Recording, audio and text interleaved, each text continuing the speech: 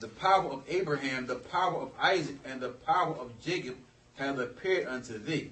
Go ahead. And the Lord said furthermore unto him, Put now thy hand into thy bosom. Put your hand into thy bosom. So this is what happened. And he put his hand into his bosom. And when he took it out, behold, his hand was leprous as snow. So the Lord was showing him a sign to let him know that he was with him. So he put his hand into his bosom. And when Moses plucked it out, it became white as snow. Read. And he said, Put thine hand into thy bosom again. Go put it back into your bosom. And he put his hand into his bosom again, and plucked it out of his bosom, and behold, it was turned again as his other flesh. It was turned again as his other flesh. So the Lord was showing him that he was with them by showing him different miracles. One, he put his hand in his bosom, and it turned white to prove that to prove to you that Moses was a dark man. If he was white, then that miracle could not have happened. And when he plucked it out again, it looked just like his other flesh. Y'all see that? That's crystal clear. Right? Now, we want to link into the Egyptians of saying, okay, the Egyptians are great. They're outstanding. Look at the pyramids and the mathematics. What happened to those mathematics once Israel left the land? No more mathematics? No more pyramids? To show you that the greatness in Egypt came from the children of Israel. Every place the children of Israel reside, the Lord bless it. The Lord bless any place we reside. So in order for them to build this modern day Egypt, they needed the same people. They needed the children of those slaves that built Egypt to build modern day Egypt. Okay?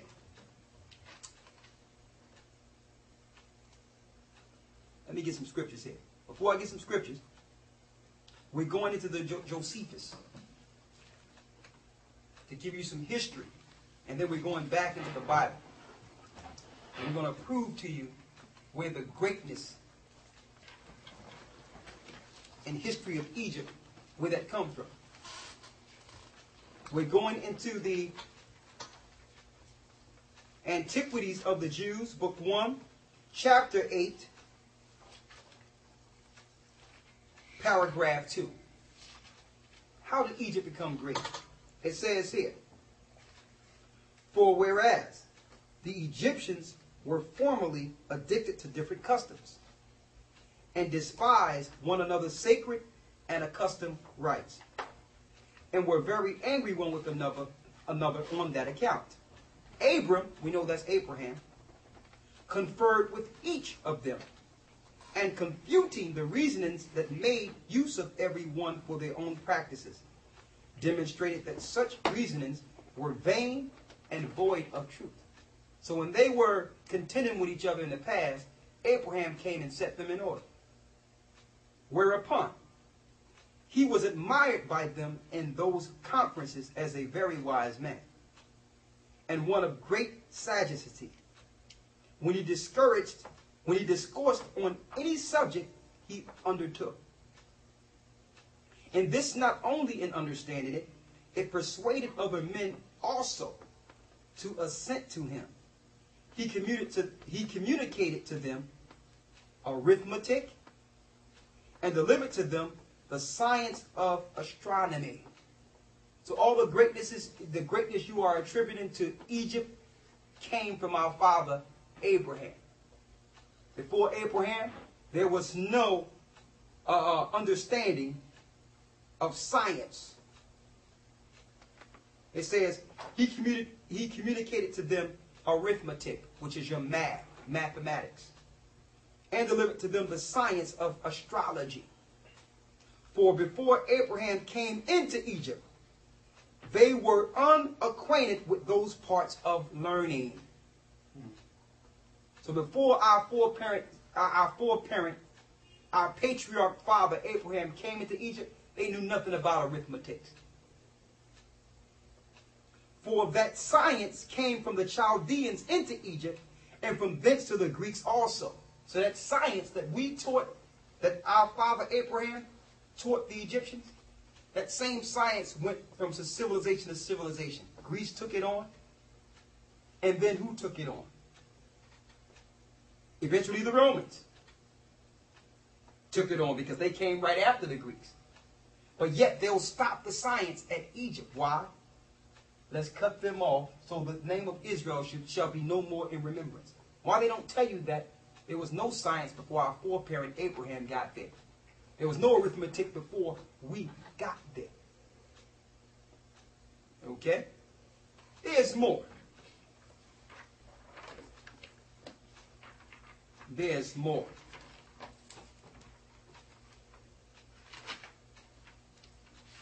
I'm going to save this part for later right here. And I'm going to read it. Why will I read this?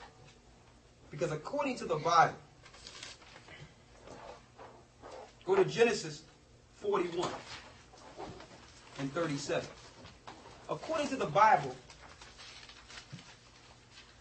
Jacob's youngest son Joseph, which is the father of Ephraim, he was also the father of Manasseh.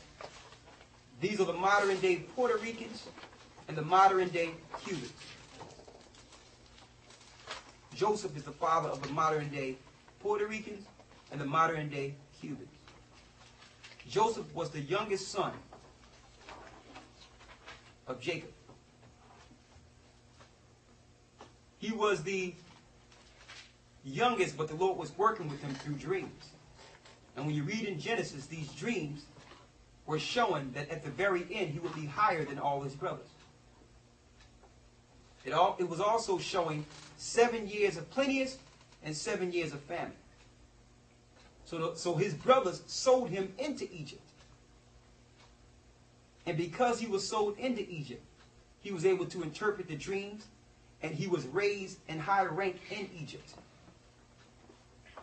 And because of the science and the understanding that he was learning and dealing with, and because he was able to interpret the dreams and to save the earth from a famine, he was known in Egypt as Imhotep, second to the king. Yes, Imhotep. One of the greatest in Egypt history was an Israelite, a Jew. Okay? And this is recorded in the Bible.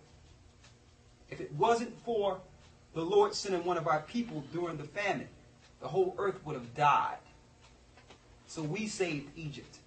The Israelites saved Egypt. How do we know that?